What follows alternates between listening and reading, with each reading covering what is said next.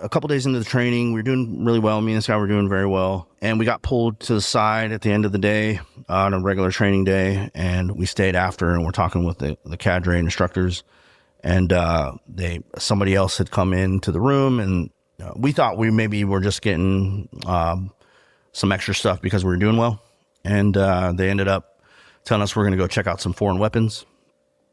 We went to another part of the facility, went to another building. In that building, we went into an elevator. We took an elevator down, which that was the first odd thing, is that it felt like we went down significantly further than like you would think you would. I mean, it was just awkward. It just stood out. You went way underground. I don't know if it was way, but it was further down than like a few floors, you know, so I don't know how far. I don't know how fast the elevator was going. I didn't know I needed to pay attention to it at the time. It's just something that stood out to me, that we were going underground. Yeah. And these are pretty well documented now across America, you know, underground military facilities. And so, okay, so you're going underground. Did you know that there was an underground complex at Crane before this? Okay. Absolutely not. Nope, wasn't briefed on it, didn't know about it, didn't have So what's going through your mind at this point? You're going down underground in an elevator with these random instructors. Well, at the end of the day, man, I'm a soldier and I do what I'm told, so I'm just following orders and just going and, okay, we're going to go here, go stand there, do this.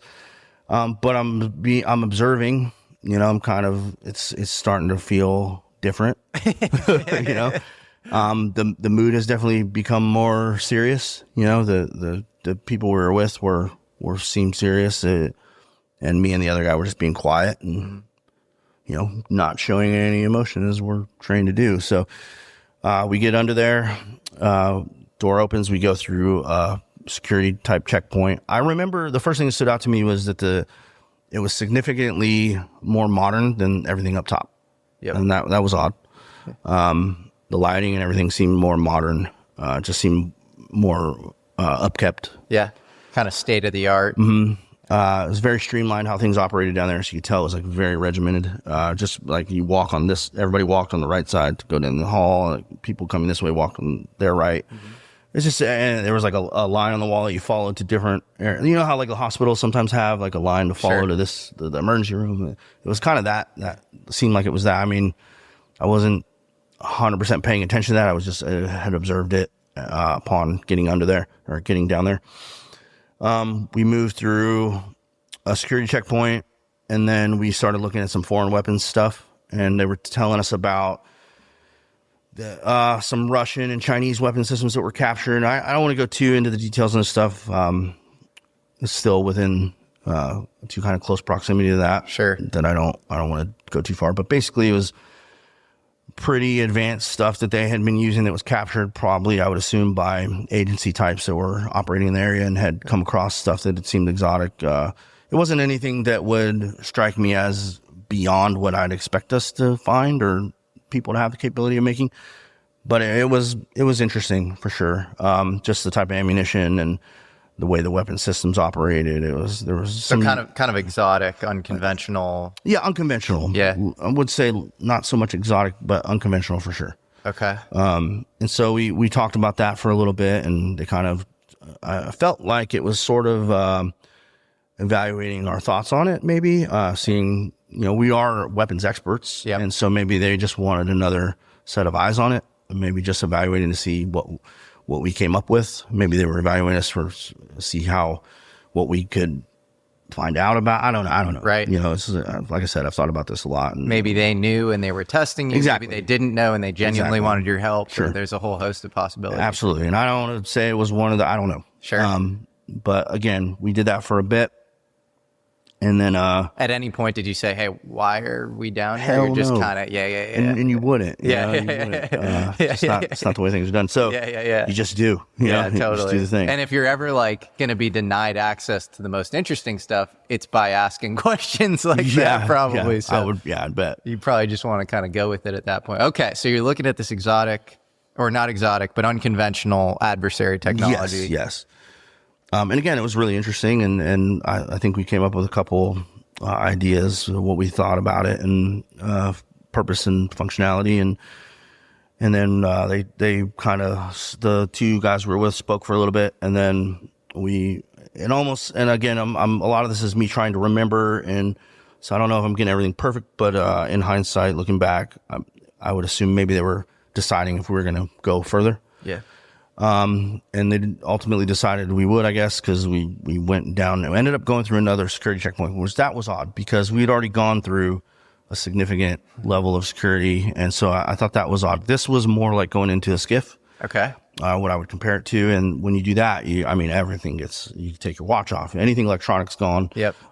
So for the audience, SCIF is Secret Compartmentalized Information Facility. Correct, yeah. And it's like a Faraday cage on steroids, so that any comms good that analogy. take place within the SCIF are completely offline. Anything that goes into the skiff can't come out. And so it's just a very protected facility for good reason. And so it was that level of security, which is the highest level of security I've seen or dealt with.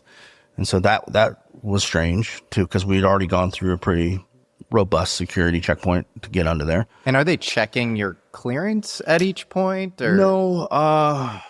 I mean, that's already done when we got to the training, so they know who we are. Yeah. And it was more just like, do you have anything right now on you? Yeah, that's what it felt like. Like a TSA on steroids sort of situation. Yeah.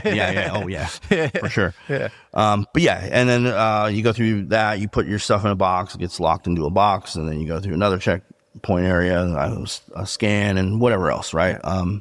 Not uncommon, but seemed highly unusual for this. Mm-hmm. After that, we moved on down another hallway and got into an area that had a marking on the wall and said off-world technology. It said off-world technology. That's insane. And so immediately my bells go off. Was it engraved? Or was it? No, it was. Did it look like it was written in marker or something? No, it was. But it wasn't like it was like permanent. It was like somebody like stuck a placard in, kind of. Okay. So I don't know. It could have been a setup. It could have been something just thrown together. Sure. But it could have been something that's just how they had. But it said off-world technology. Yeah, that obviously immediately started to feel what the fuck is going on, right? So. Me and the guy are looking at each other. The other guy that's there, he's another Green Beret. We're like, what the fuck? Kind of giving each other that look. And that was where the weird shit started. We go into the room, and the one room, these significantly higher level of technology, like the lighting even looked, everything was just, it was more, it was just a different vibe, man. I don't know how else to describe it. Like I said, the lighting was different. The walls had like maybe, I would assume, some type of Faraday material. Like everything was just a higher level of detail. The first object was a metallic basketball-sized sphere, and it was above a podium, and looked like it was just levitating above the podium. Levitating above the podium. Mm-hmm. So there was space between the sphere and the podium itself. Correct. And I remember at one point, like, trying to angle myself, like, what? How is that? Do you think it could have been some sort of magnetic levitation? Okay. Maybe, yeah. But it's just levitating there. It was just levitating. Did it look like a prosaic, like this wood table where if you were to, touch it, it would act like a normal object? Did it look holographic? What did it look like? That's a good question. What stood out to me was the way the metal looked. It looked unnatural. And I talked with Gerb about this, and he kind of dug in on this. I mean, I'm like, dude, I don't know how to describe it. Yeah. All I can tell you is it didn't look natural. It didn't look like anything I could compare it to. Interesting. Yeah. So look, it almost looked like off-world. It fit the bill. Yeah. And then also there was and this could have been anxiety or anything else, but the energy in the room, man, was just different. What was the feeling you got looking at this thing? Just an uneasy, uncomfortable, ominous. That's the best way I can describe it. Did it feel powerful or conscious, or did it feel like this inanimate object? Or it didn't feel inanimate. It didn't feel conscious. It just felt like this was significant. And it could have been the way that they brought us in. It could have been all the buildup. It could have been that. Do you have any extra context at this point? Did the instructors at any point, are they in the room with you, by the way? They are acting like this is a normal Tuesday. And that's what fucked me up even more. Like that was oddly very strange, man. Like this, I mean, I hadn't been exposed to anything like this before that or since. So, and they didn't say, hey, so what you're about to experience is kind of trippy. They just took you into this room. They just, and maybe that was part of the point. It could have absolutely just been something that triggered on a evaluation for me and this guy. And they brought us out there to see if we would react to the technology. That could have been a part of it. Do you ask them at any point? Well, so after a moment, I mean, have a moment to like kind of drink that in, and then they were talking about, and they were kind of talking to us and each other. It felt just weird, man.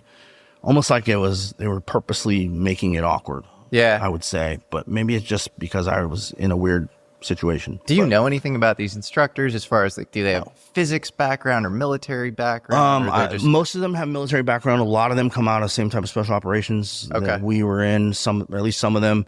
But they are civilian contracted companies that are working for, for Crane. Gerb has come up with some really interesting research around how this is possibly SAIC and how they've done some contracting work with Crane in the past. And SAIC is pretty deep in consciousness research. In fact, they were the CIA has a psychic spy program. This is fully, by the way, declassified and known and on record. Psychic spy program, it ran from 1972 to 1995. Probably some version of it is still going on today. I have trouble believing that, they actually sunsetted it fully.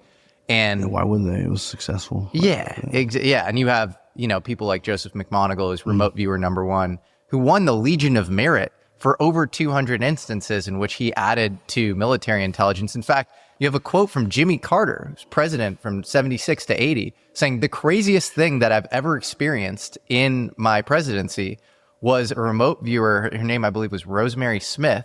Yeah. Basically, there was this Tu-22 spy plane, Russian spy plane, that had downed, it had gone down in Africa. All of Africa is the target. And this woman draws a 3 square mile radius in Zaire where they find the plane. And he freaks out. And there's an audio of him saying this. And so for anybody out there, you should look into this. This is a real program. SAIC in Palo Alto was running a lot of the operations later for Stargate and the psychic spy program. So they're extremely interested in this.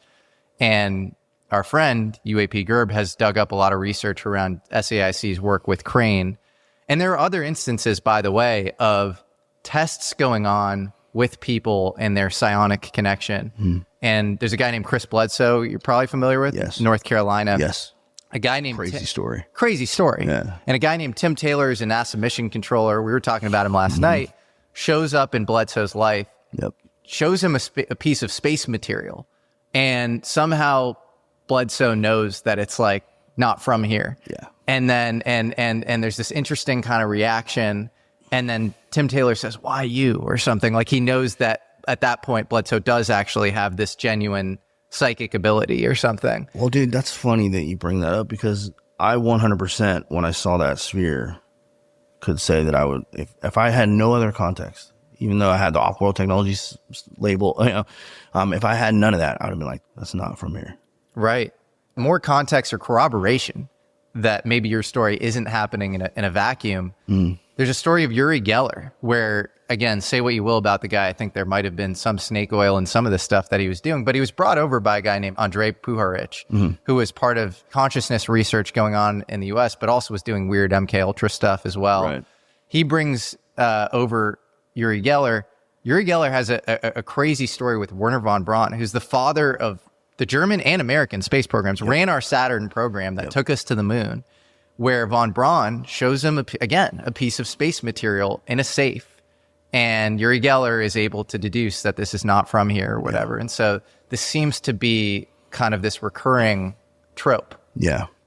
Well, I mean, I definitely felt that when I saw the object. I did not say that. And I think they were trying to see if we had a reaction to it. And I mean, because there was an awkward moment of silence, like I said, and and then they started talking about it, and maybe they were discussing it to get further reaction out of us, but they started talking about that it was recovered from a craft that had crashed. They said that. They did say that. Wow. So they said this orb was actually recovered from a craft, yeah. but it itself was not the craft. Correct. Whoa. Yeah.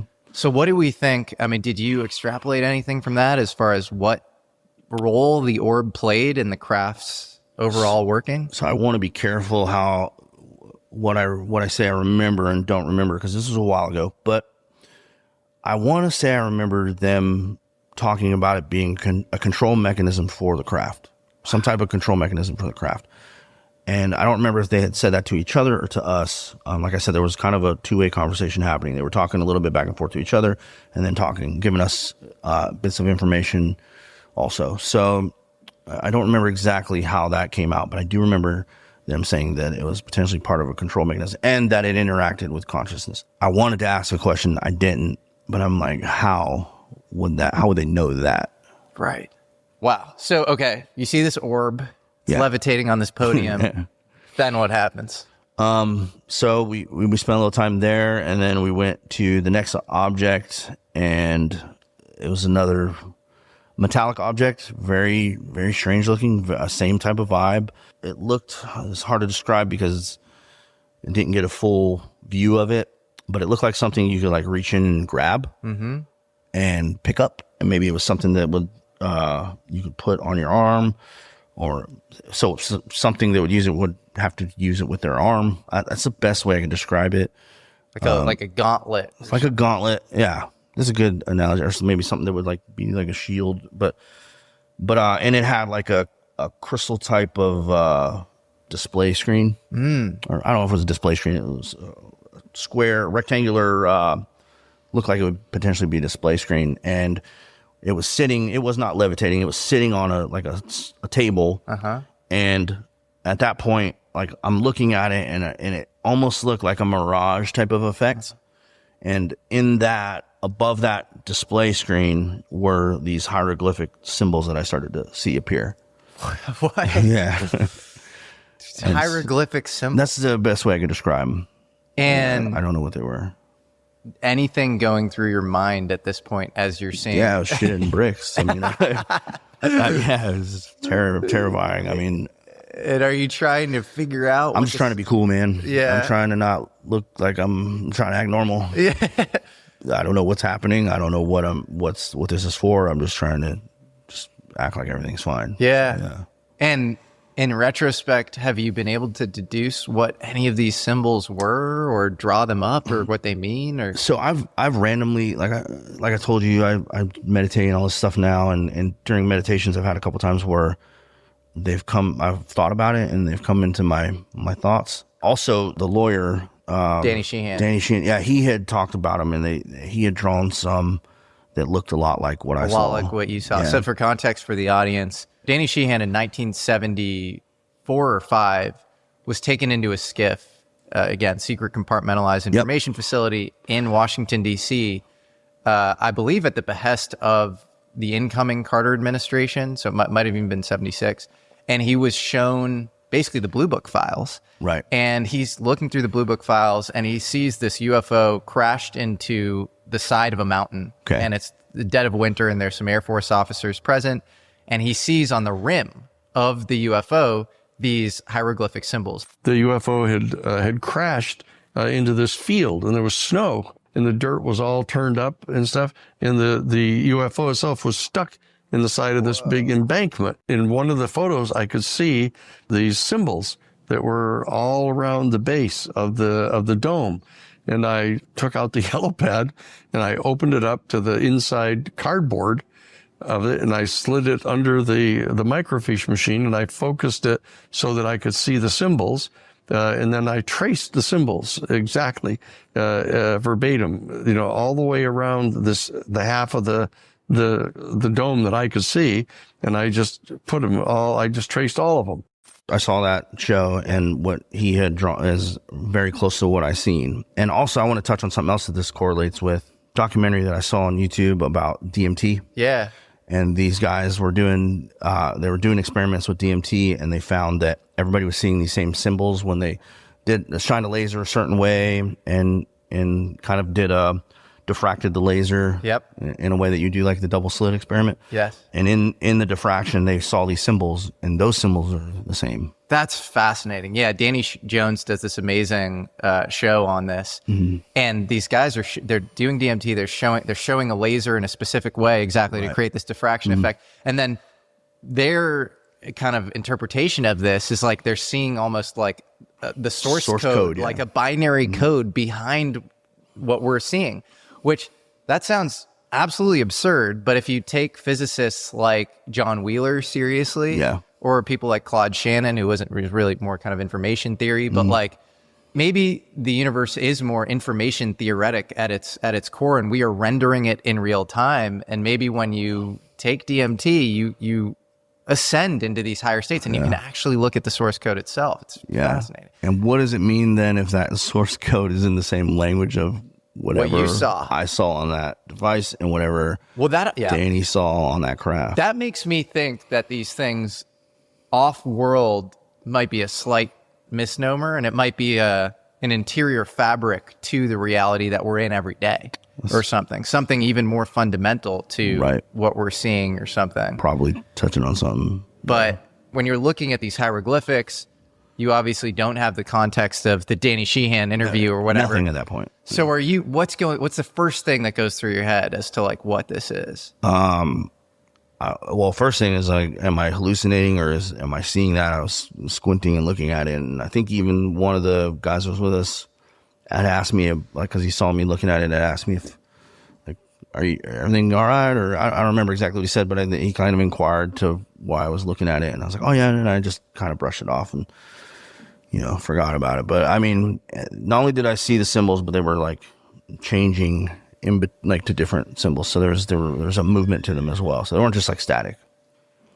It's almost like they were shuffling in and out of. You ever see or like in the Predator?